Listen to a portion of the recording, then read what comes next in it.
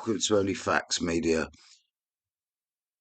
ISIS have attacked America. ISIS have killed 15 US nationals. We believe all US nationals.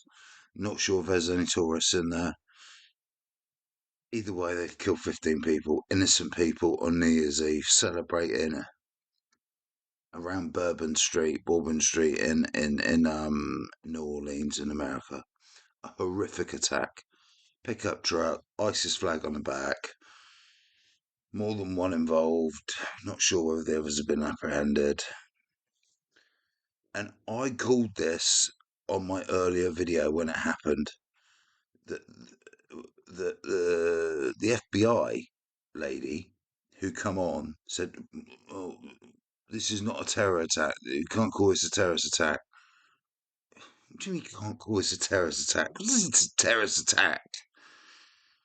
When someone mows people down innocently in a street, goes round barricades, it's a fucking terrorist attack.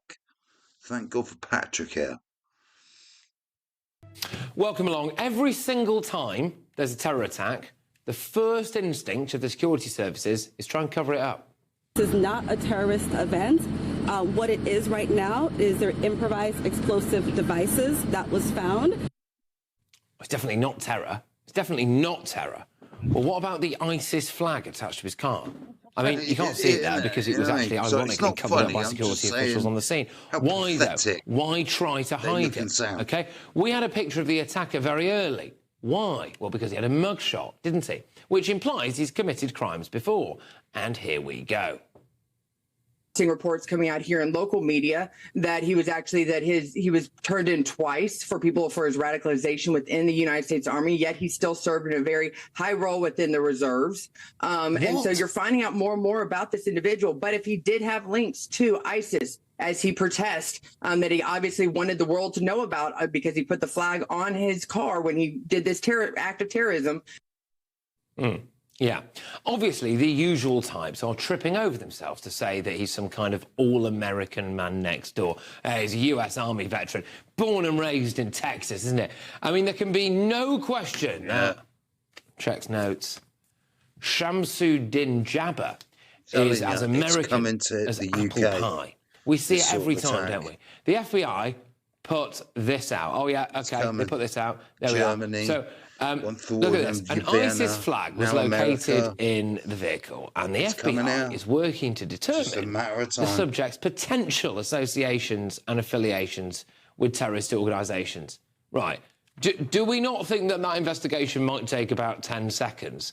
But anyway, he's killed 15 people. He's got an ISIS flag on the back of the car, but we couldn't possibly jump to conclusions, could we? Frankly, there's just no way of knowing, is there, what the true motives are here? I mean, the guy basically has "I'm a jihadi" tattooed on his forehead, but unfortunately, the bollards of peace that we have everywhere now, usually to protect us, of course, as we all know, from radical Mormons. It's always the Mormons, isn't it? Those bollards of peace, they were under construction. So here, in a way, we now have two great failures of Western culture rolled into one. The fact that we have essentially cuckolded ourselves to radical Islam, but that we also never seem able to complete a basic infrastructure project. Here's the Islamist talking about himself in a video clip. I'm born and raised in Beaumont, Texas, and now live in Houston. And I've been here all my life.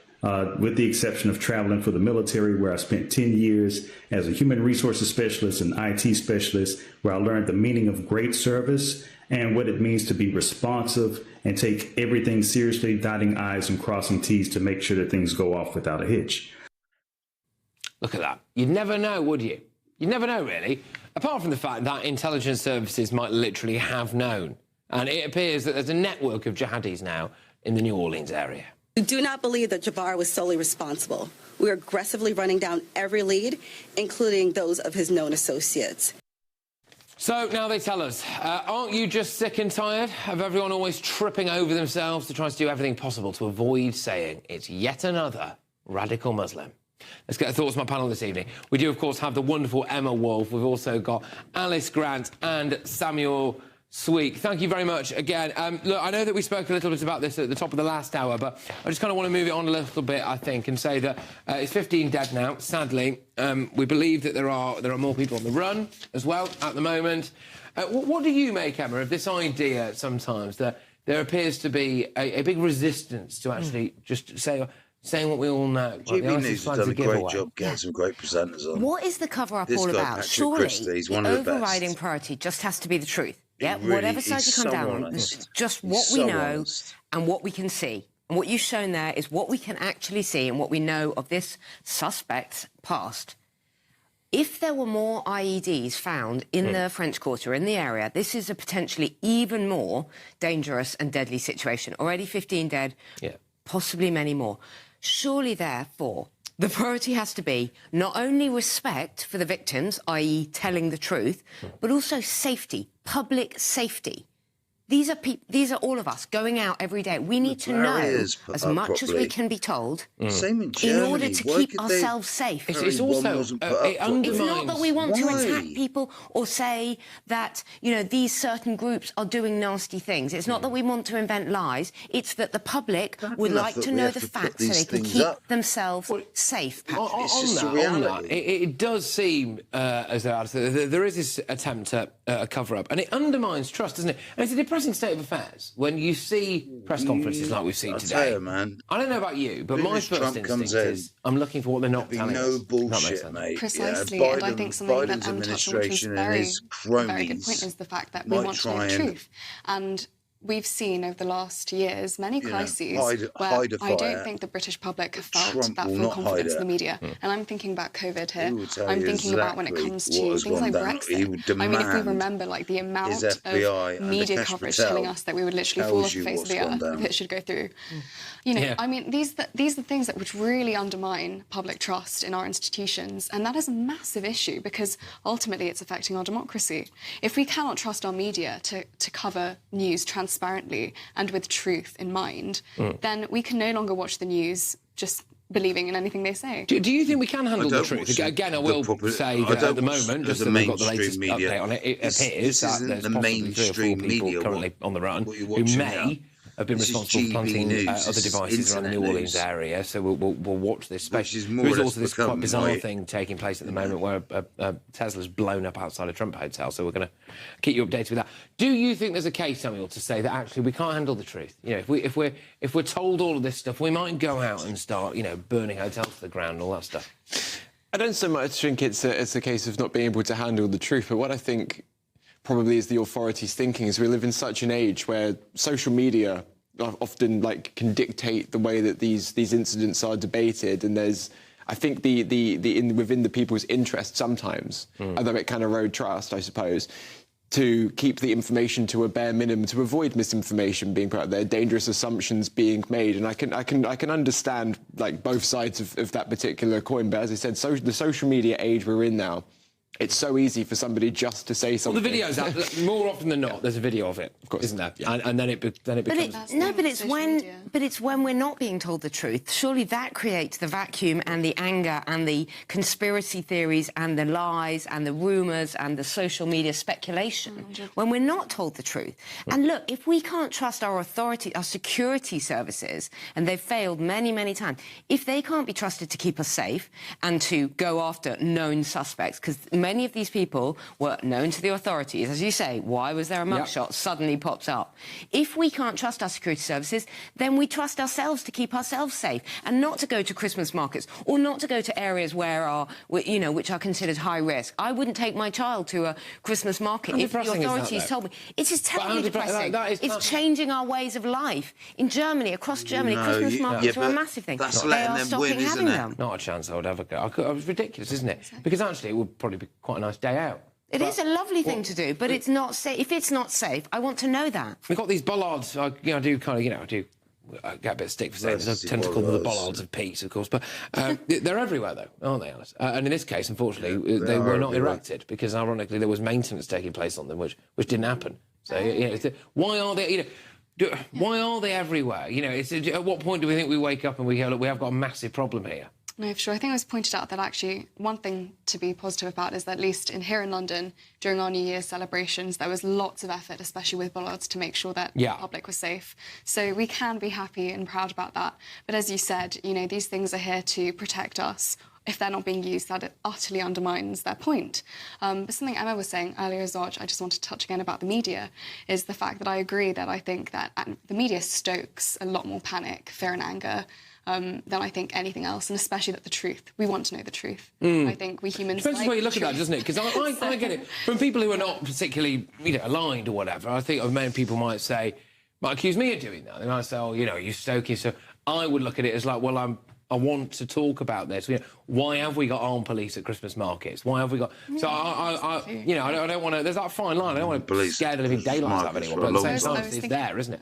I was just thinking particularly about the COVID coverage, and I remember when it was like the BBC had like the deaths like going off daily on your screen. I mean, exactly, things like that. I mean, they are designed. These are behavioural things which are designed to scare you. Bit of a I haven't seen a death ticker recently to show us the obesity crisis in this country, or the flu crisis. I mean, many people, or the pensioners dying of the cold. Yeah, you're right. Absolutely spot on. Are you worried about how Trump handles this? So.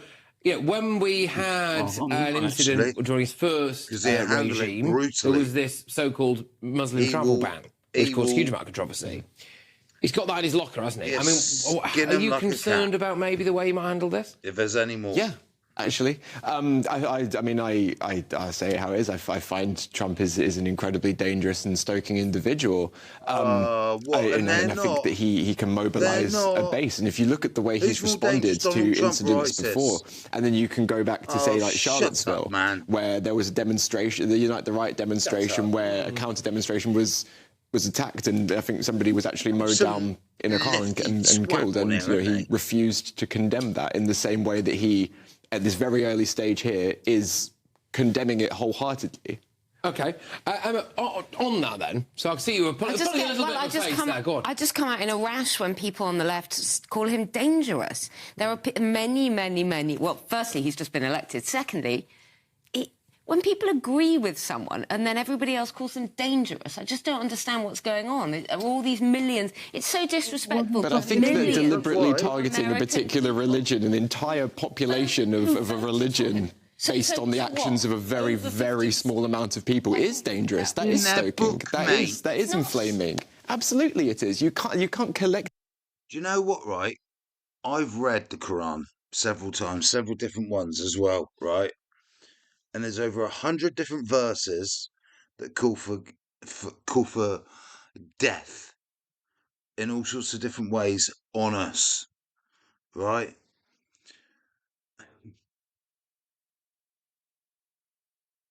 They are executing the Quran to the letter. That's what these fucking libtards don't realise. They've never read the Quran. I have. Actively punish the entire religion of Islam based on the actions of some pathetic terrorists. Let's look at the word and the definition of dangerous, because I think clearly it might mean to you very different things here. When I think of dangerous, I think of someone who's actively making threats to kill people, like someone like Putin, or someone who has a large-scale army that they are stoking war. Exactly. So who's driving into crowds or inciting violence in some way. So I think we should use the word dangerous quite carefully, because the issue is that should hold power and that should mean something. And if we just perhaps use it a bit negligently, then people will be fearful of the president of the United States of America. He's been president before. It was fine. In fact, the economy in America was never better. So we should really just... This man's taken a bullet, and imagine the hysteria of that if Kamala Harris had they'd tried to assassinate her. The interpretations, him saying peacefully we should come together was, he incited a march on Capitol Hill. All of this stuff is just so so open to interpretation.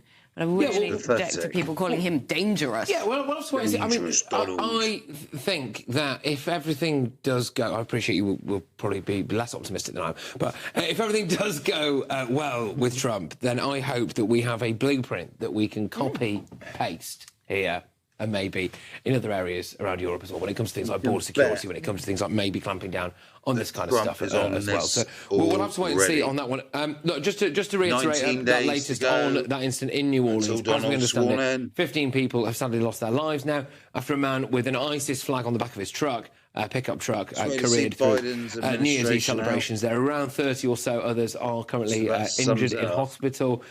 The attacker has been named. Yes, he was born in Texas. He even served in the army, apparently, at one stage. But again, I will emphasise he did have an ISIS flag on the back of his truck, so that tends to